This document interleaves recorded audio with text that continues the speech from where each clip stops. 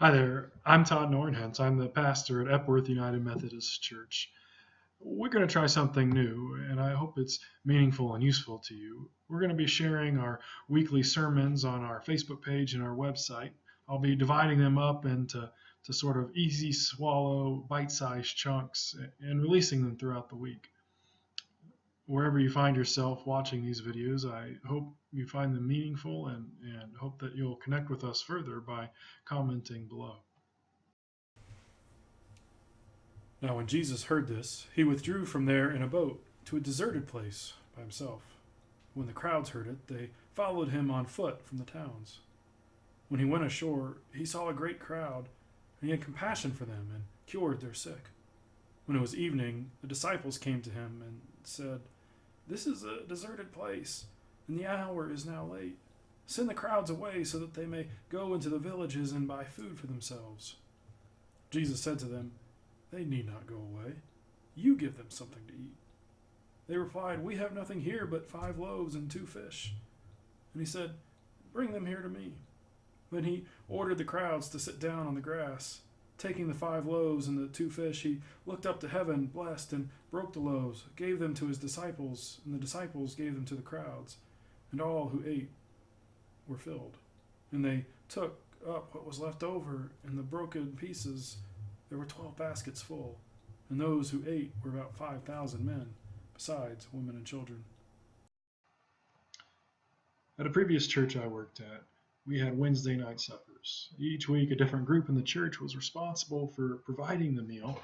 And the week I worked, we were doing taco salad. Now, I'm not sure what went wrong, but it turns out that we might possibly be short on nacho chips. Now, in the face of there possibly, maybe not being quite enough nacho chips for everyone to have as many chips as they wanted, I thought it best to panic. Panic about not having an obvious abundance. I started scavenging the church for nacho chips. Since we were a bit desperate, we were considering using Doritos. Taco Bell does this now, so it's legit.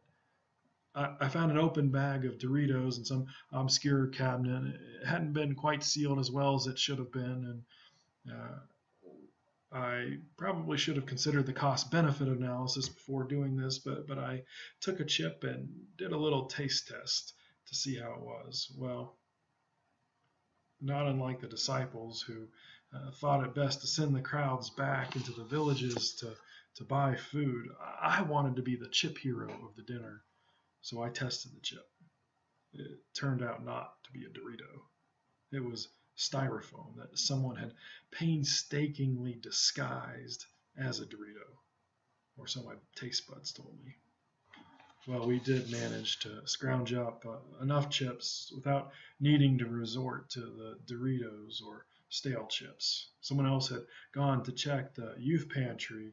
It seemed that during the youth events in those days, there somehow had been a feeding of the 5,000 effect on our food, where we ended up with way more food than we started with.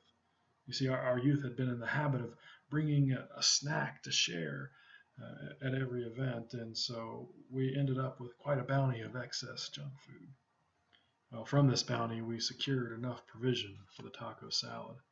It required no heroic effort on my part. In our scripture lesson today, there is no single hero, no single miracle worker. Not even Jesus himself actually feeds the 5,000. In fact, if you read verse 19 carefully, you see that Jesus only gives food to his disciples. It's the disciples actually who give food to the 5,000. Jesus never creates any food or multiplies any food. He simply takes what is given to him, which John's gospel tells us was brought by a young boy, and he gives thanks for it. He blesses it and he breaks it and he gives it to his disciples, who in turn give it to the crowds.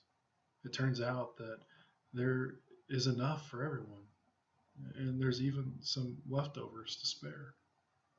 I hope you'll tune in tomorrow as I'll connect this scripture with some important scriptures in the Old Testament, and I believe we'll see that they reveal a pattern that has meaning for our lives